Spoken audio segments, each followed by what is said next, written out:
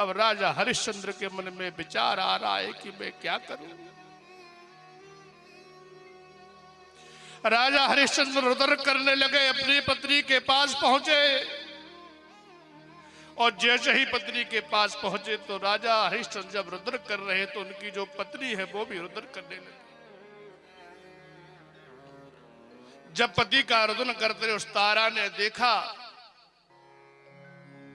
तो हमारे यहां व्यवस्था है कि संसार में जब सब साथ छोड़ देते हैं महाराज, तो पत्नी साथ नहीं छोड़ती। आज तारा अपने स्वामी से कहती है, राजन आपको घबराने की जरूरत नहीं, आपको अपनी सत्य त्यागने की जरूरत नहीं। क्यों, अभी तो आपने राजपाट दिया है, मैं आपकी अर्धांगिनी हूं, आपके पुत्र है। जब हम दोनों बिक जाएंगे आपका प्रति जो ऋण है वो ऋण चुका देंगे, पर आप इतना मत करिए।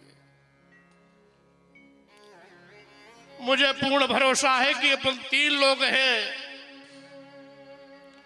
यदि 20-20 भार में भी ये तीनों को कोई खरीदेगा तो राजा का जो ऋषि का ऋण है वो ऋण हो जाएंगे।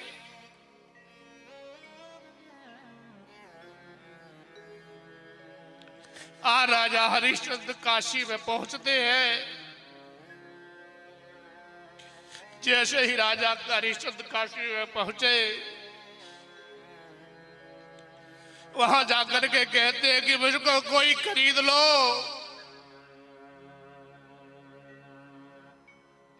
तो महाराज वहां राजा हरिश्चंद्र को 20 भार सोना में खरीद लिया गया।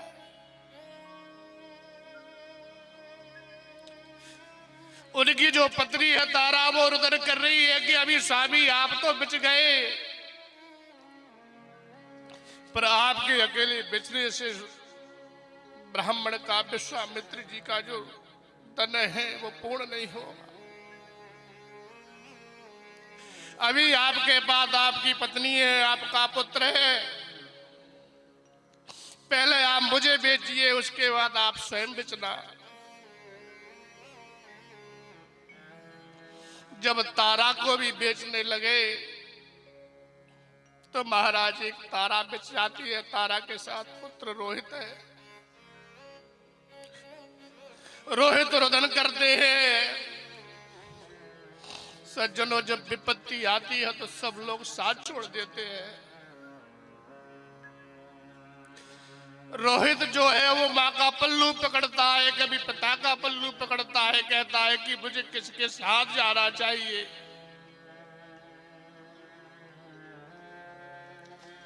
आज देखिए राजा ने तारा को रख लिया। स्वयं हरिश्चंद्र मरघट में रहने लगे। जब एक दिन उनका जो पुत्र था वो पुष्प तोड़ने गया, सज्जनों जैसे ही वह रोहित पुत्र पुष्प तोड़ने के लिए गया तो महाराज वहां उसको सर्प ने डस लिया। जैसे ही वह सर्प ने डसा तो आज विश्वामित्र जी ने एक और बात नहीं प्रकट कर दी कि ये डाहिन है, इसको इस नगर से निकाल दो। सारे लोग आज नगर के तारा से घृणा करने लगे।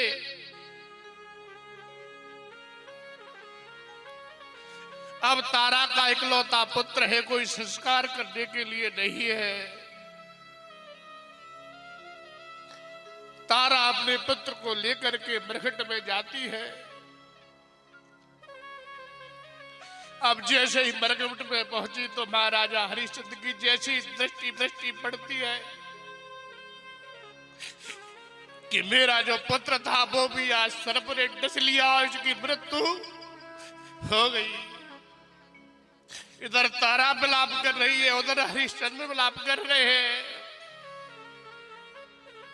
असत्य की प्रतिज्ञा देखो। इतने के बाद भी यार राजा हरिश्चंद्र मना कर देते हैं, क्योंकि वहां वो नौकर है।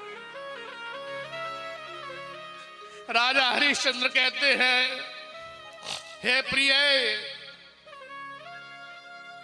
जब तक आप मरघट का ऋण नहीं दोगी, तब तक मैं इस मरघट में आपके पुत्र को जलाने नहीं दूंगा।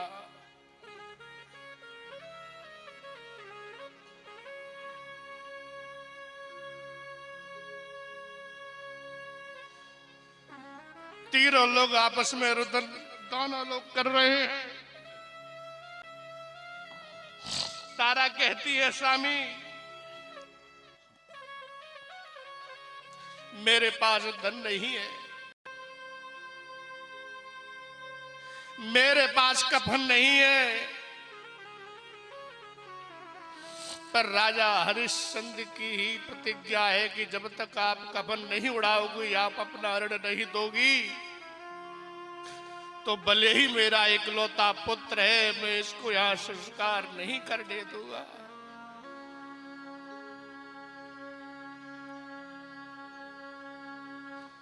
अब जैसे ही उसके बाद महाराज तारा विलाप कर रही है, रुदन कर रही है,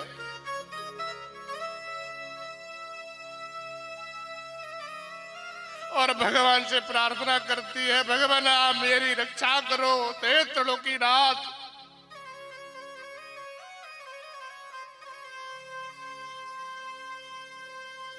तो भगवान वहां प्रकट हो गए, पर राजा हरिश्चंद्र ने सत्य नहीं छोड़ा। तो आज राजा हरिश्चंद्र की विजय हुई।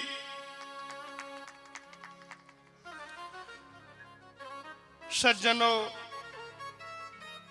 हम और आप थोड़ी थोड़ी विपत्ति, थोड़े थोड़े कष्ट में अपना धैर्य खो देते, अजर और अमर हो गया।